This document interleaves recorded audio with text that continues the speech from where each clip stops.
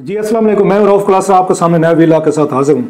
आज यहाँ पे 3 तकरीरें हुई हैं, गुफ्तगुएँ हुई हैं जो मेरा ख्याल है वेरी इंपॉर्टेंट, और तीनों जो है इस वक्त ये पावर प्लेयर हैं और पाकिस्तान की जितनी सियासत जो है वो इन 3 लोगों के गिर्द वो घूम रही है। और उन 3 लोगों ने जो आज गुफ्तगू की है इसके बड़े फॉर रीचिंग और बड़े मेरा ख्याल इंपॉर्टेंट इसका इम्पैक्ट है जो पाकिस्तान पे वो पड़ेगा। स्पेशली जब आप देखें खित्ते में जो हालात और सिचुएशन बन रही है, स्पेशली हम इंडिया को देख रहे हैं, साथ अफगानिस्तान है, फिर सबसे बड़ा जो बांग्लादेश के जो हालात हुए रेडिकल वहाँ चेंजेस हैं, ओवरनाइट ड्रामेटिक चेंजेस जिसको कोई भी तवक्को नहीं कर रहा था। तो इसकी इंस्पिरेशन हमेशा होती है, दुनिया भर में कहीं भी इस तरह के वाक़यात होंगे और स्पेशली कि बांग्लादेश के साथ हमारा क्योंकि एक हमारा ये हिस्सा थे, एक पाकिस्तान थे, वो भी अगेन उस मशरक़ी पाकिस्तान, लिहाजा हमारी एक उनके साथ एक जो अफिलिएशन है वो एक एज ए उस कंट्री मैन के तौर पर, एज ए मुसलमान के तौर पर, एज ए ह्यूमन बीइंग के तौर पर या एक farmer part of this country वो ज़्यादा है। लिहाजा आज तक भी ये पाकिस्तान की जितनी सियासत भी हो, गुफ्तगू कहीं ना कहीं पे हर लीडर ने 71 का हवाला दिया है, शेख मुजीबुर रहमान साहब का हवाला दिया है और बाकी इशूज़ का लेसन नहीं सीखे बला बला। तो ये चीज़ें अब मुझे नहीं याद पड़ता किसी दिन पाकिस्तान और बांग्लादेश के हवाले से कोई कालम, कोई फिक्रा, कोई जुमला, कोई तकरीर में कोई लीडर का, कोई सहाफ़ी का, कोई फौजी का या कोई सियासतदान का कहीं ना कहीं पे या इवन फेसबुक ट्विटर पे जिक्र ना होते, मुझे तो नहीं याद पड़ता कि हमेशा उसका जिक्र किया जाता है वन वे द अदर। लिहाजा बांग्लादेश के भी हमारे हालात जो हैं वहाँ पे पाकिस्तान पे भी इम्पैक्ट वो कर सकते हैं, लोग यहाँ भी बात करते हैं। इमरान खान साहब ने आज कह दिया कि जनाब के पाकिस्तान के हालात जो हैं बांग्लादेश से भी ज़्यादा ख़राब हैं। वो शायद 8 फरवरी के हवाले से कहते हैं कि इलेक्शन जो है रिग्ड हुए थे और हसीना वाजा साहबा पर भी यही इल्ज़ाम लगता था कि अभी जो रिसेंट 2024 में इलेक्शन हुए थे तो मैसिवली रिग्ड थे और उन्होंने कोई और पॉलिटिकल पार्टी नहीं बच गई थी। खैर इस पे आते हैं, जो आज के बयान जिनकी मैं बात कर रहा हूँ और उनका जायजा लेने की कोशिश करते हैं कि इनका क्या बनेगा। और 3 जैसे मैंने कहा इस वक्त ये वो प्लेयर्स हैं जो इस वक्त मैटर करते हैं। एक तो उस वज़ीर आज़म पाकिस्तान जो है शहबाज शरीफ साहब, आर्मी चीफ जो है जनाब मुनीर साहब और इमरान खान साहब, आज इन तीनों ने गुफ्तगू की, मुख्तलिफ फोरम पे की है। और वज़ीर आज़म और आर्मी चीफ जो है वो तो एक ही फंक्शन में थे, उलमा का जो कन्वेंशन था वहाँ पर इमरान खान साहब ने साहब ज़रा जेल में वहाँ पर की है, रोज़ाना की बुनियाद पर गुफ्तगू कर रहे हैं, कल भी उन्होंने की थी, आज भी उन्होंने की है।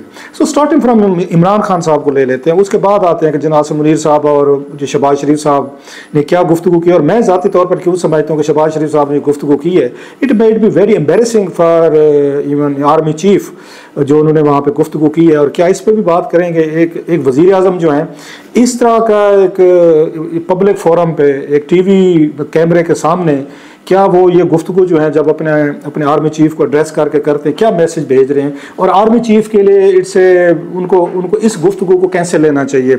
अपनी अप्रिसिएशन हर किसी को अच्छी लगती है, मुझे भी लगती है, आपको भी लगती होगी और आसिम मुनीर साहब को भी लगती होगी। तो क्या ये जो और इमरान खान साहब आपको पता है वो उनकी करते थे तारीफ, जनाब बाजवा साहब भी करते थे, हमने तो कई दफ़ा फेस टू फेस सुनी हुई है। सो ये जो चीज़ें ये हो रही हैं ये किन के लिए बेनिफिशियल हैं? क्या आज की तकरीर जो थी शहबाज शरीफ साहब के लिए वो जनरल आसिम मुनीर साहब को उस पर खुश होना चाहिए या वरी होना चाहिए या उस पर उनको थोड़ा सा परेशान होना चाहिए? And same goes for Shahbaz Sharif साहब एज वेल। वो मैं आता हूँ इस पर, इट्स वेरी इंपॉर्टेंट। मैं पहले ज़रा इमरान खान साहब की मैं बात कर लूँ कि खान साहब ने आज जो बात की है जी 2 महीने में हुकूमत जो है ना वो ख़त्म हो रही है और उन्होंने अपने वर्कर्स को कहा है तैयारी पकड़े। इस पर बड़ी मतलब ले दे हो रही है कि खान साहब ने ये जो कहा है क्या मकसद है, क्या खान साहब के पास कोई इन्फॉर्मेशन है, कोई उनको इतला दी गई है या उनके फ़ौज के दरमियान कोई राब्ते हुए हैं, उसके बाद उनको गारंटीज दी गई हैं कि आप अपना एटीट्यूड थोड़ा सा अब ठीक करें। तो देखते हैं फिर इस हुकूमत को हटा के कोई नए इलेक्शन करवा लेते हैं, एक ऐसे इलेक्शन जिन पर पूरी कौम पूरे मुल्क को उसकी क्रेडिबिलिटी हो और उनके साख पे कोई सवाल ना उठे।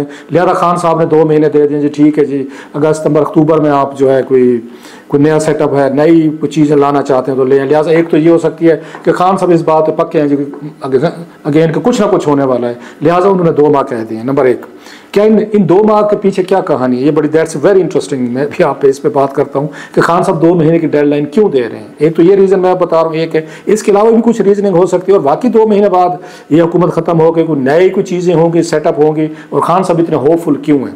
दूसरा, खान साहब ने यह कहा जनाब कि मैं फ़ौज से क्यों माफ़ी मांगूँ, और क्योंकि कल वाली उनकी खबरें स्टोरीज जो आई हैं मीडिया ने जिस तरह उठाया है उसको ये तस्वर गया है कि खान साहब मशरूत माफ़ी मांगने को तैयार हैं। अगर आप फुटेज ले आएँ, अगर मेरे लोग नज़र आएँ, मैंने कल भी अपने वीलॉग में बात की थी कि वो क्या सोचते हैं कि मेरे ये जो अगेन मेन टॉप लीडरशिप है जो गिरफ्तार भी है या मफरूर है।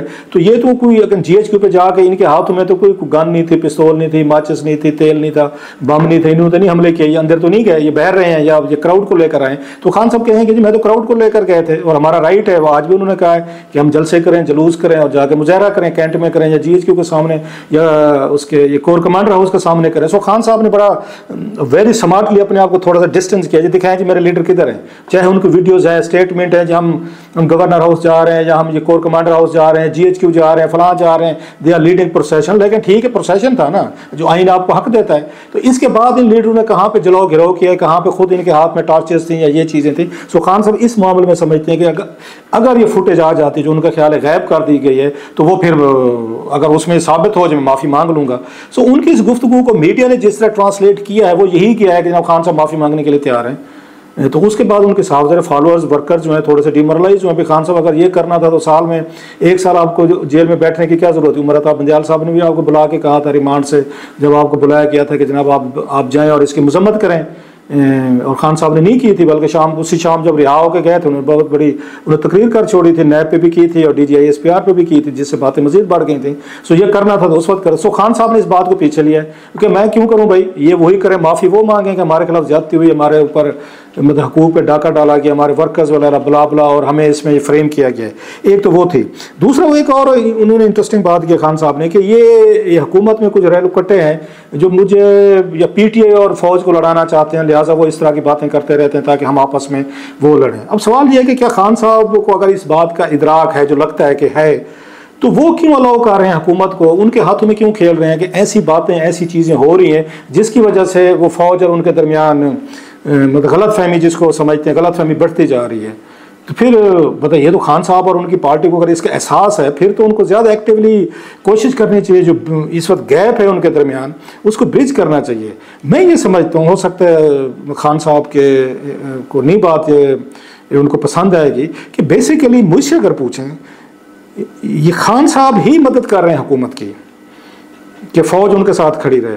उन्होंने कभी भी किसी वक्त भी आर्मी चीफ को या फ़ौज को हुकूमत से दूर करने की शौरी कोशिश नहीं की।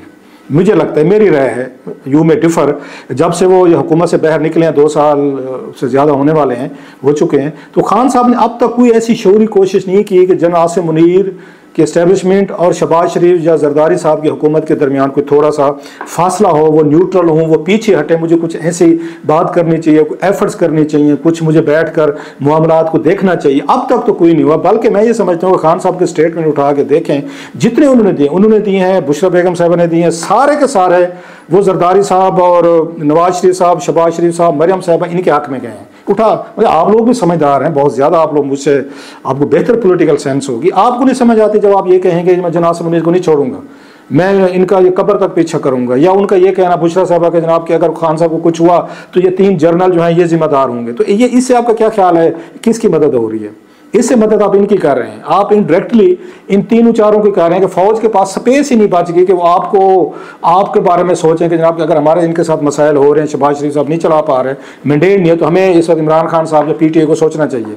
आप स्पेस नहीं दे रहे उनको, बल्कि 1-2 दिन अगर आप थोड़ा चुप कर भी जाते हैं, अच्छी अच्छी बातें कह भी देते हैं, मुज़ाकरात की बात या अदरवाइज, तो कुछ दिनों बाद आपको एहसास होता नहीं यार ये मैं कुछ ज़्यादा ही कोई इनको स्पेस दे दिए, तो मेरी तो ये सोशल मीडिया या TV शोज़ में वो हो रही है, लोग मजाक उड़ा रहे हैं, देखें जी खान साहब ने ये फ्लेक्सिबिलिटी दिखी। सो खान साहब इतने इस वक्त मजबूर हैं अपने फॉलोअर्स के हाथों, वो सोशल मीडिया के हाथों या आम दीगर लोगों के हाथों, कि उनके एक्सपेक्टेशन को पूरा करने के लिए खान साहब को पोलिटिकल स्ट्रेटजी नहीं बना पा रहे कि फ़ौज के साथ मामला को कैसे सेट करें, क्योंकि उनको खौफ है कि इन्होंने ये लोग जो है मेरे फॉलोअर्स हैं, यूथ है, मुझसे तवक्कुआत बांधी हुई हैं।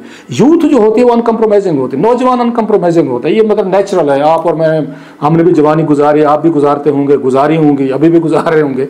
नौजवान अनकम्प्रोमाइजिंग होता है, वो उस वक्त उसका रश ऑफ ब्लड, उसका ईगो, उसकी स्ट्रेंथ, उसका विगर, एग्रेशन कुछ और होता है, वो दुनिया को फतह करना चाहते, दुनिया से बातचीत नहीं करना चाहता हो। तो खान साहब इस 72 मतलब ज़्यादा हैं, 40 साल के बाद, 50 साल के बाद बंदा थोड़ा सा कंप्रोमाइज़ करना सीखना शुरू करता है। और खान साहब की 65% वो कहते हैं जो यूथ है मोस्टली खान साहब के उसमें है, उनकी पार्टी में है। अब वो यूथ उनको कहीं पे जाने नहीं देता, खान साहब हाईजैक होकर रह गए। वो प्रिजनर बन चुके हैं, वो कैदी बन चुके हैं अपने ही फॉलोअर्स की ओपिनियन का, उसके अगेंस्ट जाते हैं तो कंपेनें शुरू हो जाती हैं। खान साहब को लगता है मेरी जितनी एफर्ट थी, मेहनत थी, वो खत्म हो जाएगी, लिहाजा मैं जेल में बैठा रहूँ, पार्टी पॉपुलर रहेगी। हालांकि मेरा यह ख्याल है कि सियासतदान को पॉपुलैरिटी को हमेशा कैश कराना चाहिए, वोट बैंक को कैश कराना चाहिए। बहरहाल ये खान साहब की अपनी मर्जी है। अब वो ब्लेम करें कि फौज जो है उसको मिसलीड कर रहे हैं शहबाज शरीफ साहब और नवाज शरीफ या मरियम साहबा, तो मेरा ख्याल है उनको बहुत बड़ा क्रेडिट दे रहे हैं। ये क्रेडिट खान साहब खुद लेना चाहिए। अगर इनके प्रॉब्लम है आपस में, जो कि हैं, तो वो खान साहब की अपनी ही वजह से हैं। मैं ये समझता हूँ, अच्छा ये बात अच्छी किसी को लगे ना लगे, खान साहब का 3 महीने के लिए भी खामोश रहते तो मेरे घर बहुत बड़ी चेंजेस आ सकती थी। वो तो 2 दिन इंतजार नहीं करते, 24 घंटे से 48 घंटे बाद वो कोई ना कोई बम फोड़ देते हैं। उन्हें लगता है कि अगर मैंने ना किया तो मेरा वर्कर जो है वो हो जाएगा, डिमोरलाइज हो जाएगा। सो आपने अगर ये करना था, जो फैसिलिटीज़ आपने दी हैं, जितनी भी फौज गई है इनके करीब, नवाज शरीफ, जरदारी और मरियम साहबा के, तो आपकी वजह से गई है। आपको थोड़ा स्ट्रेटजी थोड़ी सी रखनी चाहिए थी। पाकिस्तान है, आपको पता है। हो सकता है बहुत सारे लोग कहेंगे कि आप इनको वो सिखा रहे हैं, कंप्रोमाइज़ सिखा रहे हो। सियासत किस चीज़ का नाम है? आप कहते हैं ये सियासतदान है, ये जहन में रखें। ये रिफॉर्मर्स भी नहीं है, रेडिकल्स भी नहीं है, रेवोल्यूशन भी नहीं है। आपने इनको समझा हुआ है, बनाया हुआ है, उन्होंने नैरेटिव दिया हुआ है आपको, हमें हम रेवोल्यूशन है, रेडिकल्स हैं, फलां फलां। ये नहीं है, मैं नहीं मानता, कोई नहीं है।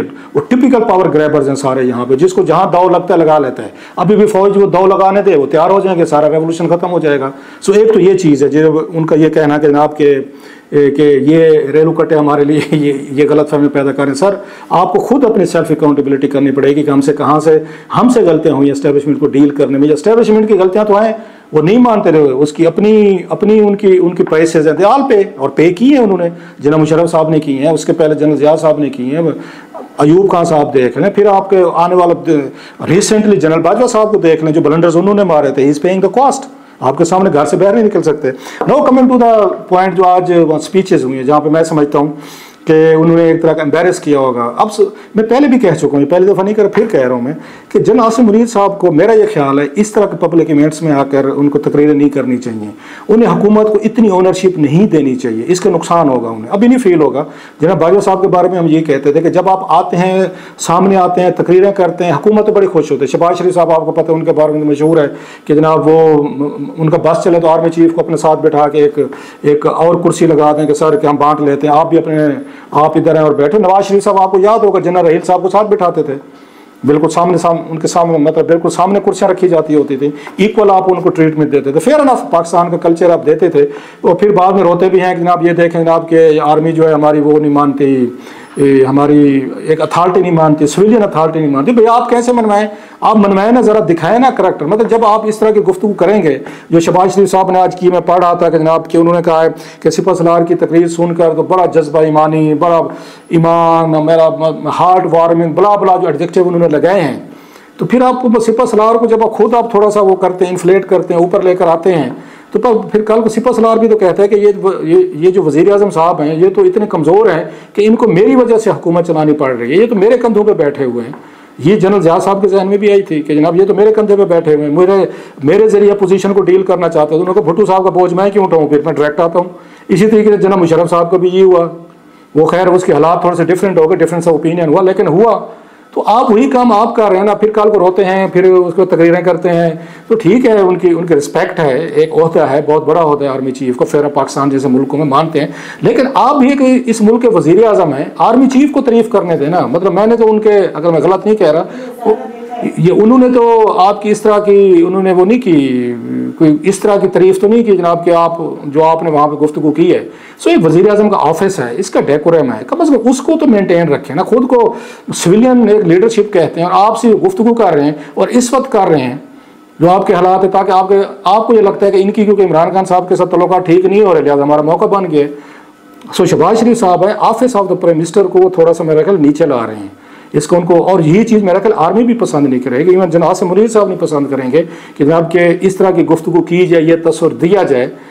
और मेरा फिर वही है कि जनाब आसिम मुनीर साहब जो हैं, कल को ये सारी चीज़ें जो हो रही हैं लोग तो यही समझेंगे कि जैसे जनाब बाजवा साहब के बारे में ये था कि वो हुकूमत चला रहे हैं और वो बड़ी खुशी से चलाते थे। एक दो चीज़ अच्छी तो की है जनाब मुनीर साहब ने कि वो इनसे डिप्लोमेट से मुलाकातें होती हैं, दीगर लोग उससे होते हैं, उसको पब्लिक नहीं किया जाता। पहले तो ISPR का काम ही ये होता था डेली की बुनियादों पर जनाब बाजवा साहब के यहाँ, तो बल्कि फॉरेन ऑफिस लगता था, GHQ शिफ्ट हो गया कि वहाँ पर उनसे रोज़ाना की बुनियाद पर कोई ना कोई एम्बेसडर फॉरेन कंट्रीज़ का मिल रहा होता। कम से कम ये काम तो अच्छा किया जनाब मुनीर साहब ने कि ये मुलाकातें अगर वो कर भी रहे हैं तो वो आप उसको वो नहीं हाईलाइट नहीं कर रहे, प्रेस रिलीजेस नहीं आ रहे, सो जिससे आपको लगा है कि आपने फॉरेन पॉलिसी दीगर इश्यूज में पीछे कर दिए हैं।